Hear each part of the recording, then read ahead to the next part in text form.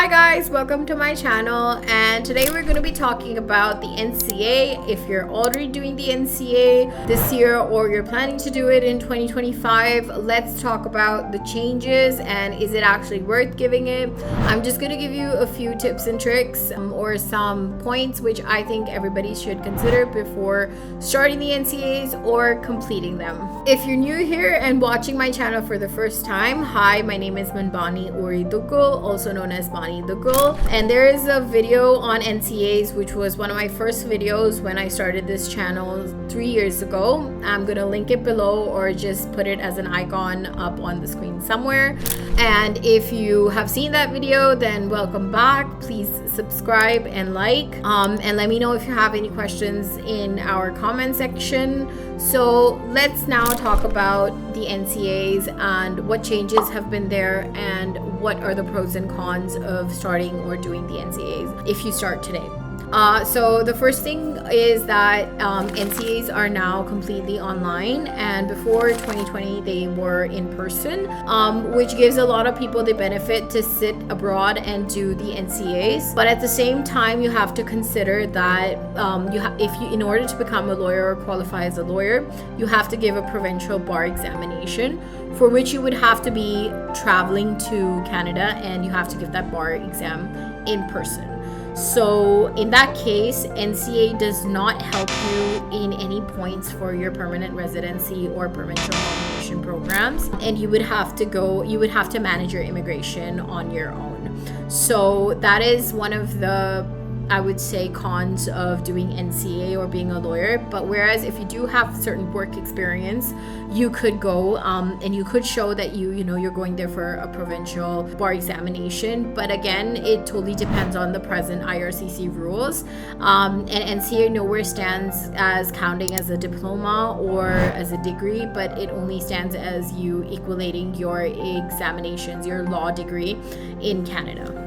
Another big change in the NCAs is that first it was in person, now it's online, is the NCA legal writing course, which is now provided by CPLED, and it is another course which it makes the NCA process a bit longer, because you have to take out a few months and you have to book that course and give it for those few months. Now, talking about the costing of NCA, which is again a bit of a change due to the legal writing course. So now the legal writing course is a separate course in which you have to pay for that course and do it, and then give the certificate of qualification which you receive from that course, give it to NCA, and that's when they release your certificate of qualification for NCAs as well. There is a pro to this, is that the legal writing course kind of gives you a good idea of how drafting is done and how you can go about legal writing in a Canadian jurisdiction.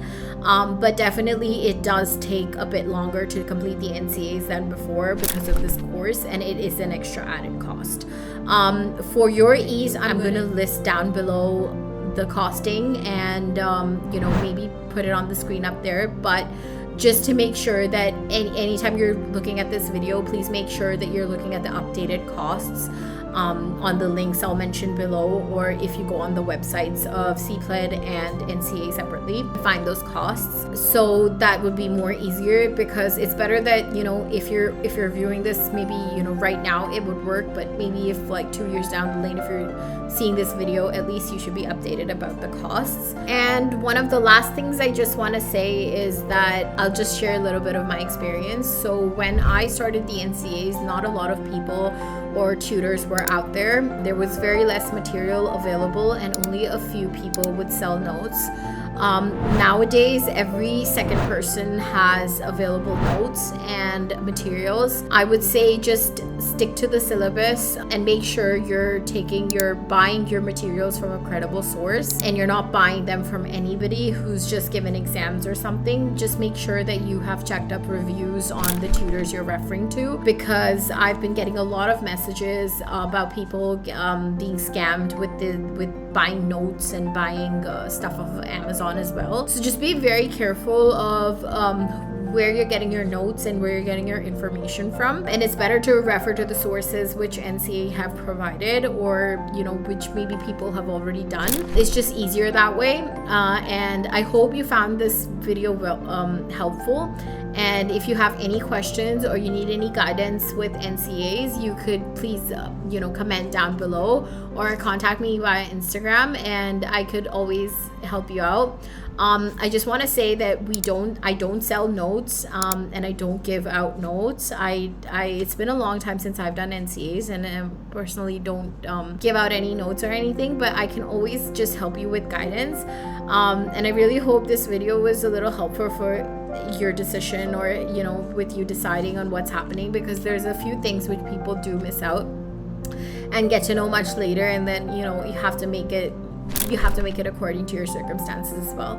But thank you so much for your support and everything since the past 3 years. For all the people who are watching this video, my channel's name was The Brown Girl Perspective, and now it's Your Canadian Lawyer.